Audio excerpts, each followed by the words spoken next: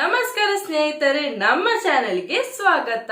20 ಕೋಟಿ ರೂಪಾಯಿ ಲಾಟರಿ ಕೇವಲ ಒಂದು ಸಣ್ಣ ಕಾಗದ ಚೂರು ಇಡೀ ರಾಜ್ಯವನ್ನೇ ನಡುಗಿಸಿತ್ತು. ಕೇರಳದ ಕ್ರಿಸ್ಮಸ್ ಬಂಪರ್ ಲಾಟರಿ ಗೆದ್ದವರು ಯಾರು ಅನ್ನೋ ಬಗ್ಗೆ ಇಷ್ಟು ದಿನ ನಡೆದ ಈ ದೊಡ್ಡ ಹಗ್ಗಜಗ್ಗಾಟಕ್ಕೆ ಈಗ ಹೈಕೋರ್ಟ್ ಫುಲ್ ಸ್ಟಾಪ್ ನೀಡಿದೆ. ಸಜಿಮೋನ್ ಎಂಬ ವ್ಯಕ್ತಿ ಮಾಡಿದ ಆ ಒಂದು ಕ್ಲೇಮ್ ನಿಂದ 20 ಕೋಟಿ ಯಾರ ಕೈಗೂ ಸಿಗದೆ ಲಾಕ್ ಆಗಿತ್ತು. ಅಷ್ಟಕ್ಕೂ ಕೋರ್ಟ್ ನಲ್ಲಿ ನಡೆದಿದ್ದೇನು, ಆ ಅಸಲಿ ಅದೃಷ್ಟಶಾಲಿ ಯಾರು, ಬನ್ನಿ ಇವತ್ತಿನ ವಿಡಿಯೋದಲ್ಲಿ ನೋಡೋಣ. ಅದಕ್ಕಿಂತ ಮೊದಲು ನಮ್ಮ ಚಾನೆಲ್ ಅನ್ನು ಸಬ್ಸ್ಕ್ರೈಬ್ ಮಾಡಿ, ಹಾಗೆ ಬೆಲ್ ಐಕಾನ್ ಒತ್ತಿ. ವಿಷಯ ಶುರುವಾಗಿದ್ದು ಹೀಗೆ.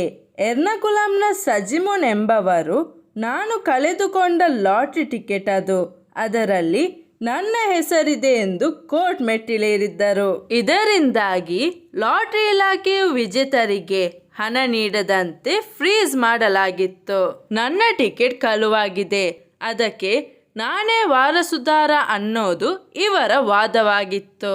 ಈ ಒಂದು ಗೊಂದಲದಿಂದಾಗಿ ನಿಜವಾದ ವಿಜೇತರು ತಿಂಗಳುಗಟ್ಟಲೆ ಕಾಯಬೇಕಾಯಿತು. ಆದರೆ ಜಸ್ಟಿಸ್ ಬಚ್ಚು ಕೊರಿಯನ್ ಥಾಮಸ್ ಅವರು ಈ ಕೇಸನ್ನು ಬಹಳ ಗಂಭೀರವಾಗಿ ತೆಗೆದುಕೊಂಡರು. ನೇರವಾಗಿ ಲಾಟರಿ ಇಲಾಖೆಯಿಂದ ಒರಿಜಿನಲ್ ಟಿಕೆಟ್ ಅನ್ನು ಸೀಲ್ಡ್ ಕವರ್ ನಲ್ಲಿ ತರಿಸಿಕೊಂಡ ನ್ಯಾಯಾಧೀಶರು ಸ್ವತಃ ಆ ಟಿಕೆಟ್ ಅನ್ನು ಪರೀಕ್ಷೆ ಮಾಡಿದ್ದರು. ಆಗ ಬಯಲಾದ ಸತ್ಯ ಕೇಳಿದ್ರೆ ನೀವು ಶಾಕ್ ಆಗ್ತೀರಾ. ಮೊದಲನೆಯದಾಗಿ, ಟಿಕೆಟ್ ಮೇಲೆ ಸಜಿಮೋನ್ ಹೇಳಿದ ಯಾವುದೇ ಹೆಸರು ಅಥವಾ ವಿವರ ಇರಲಿಲ್ಲ.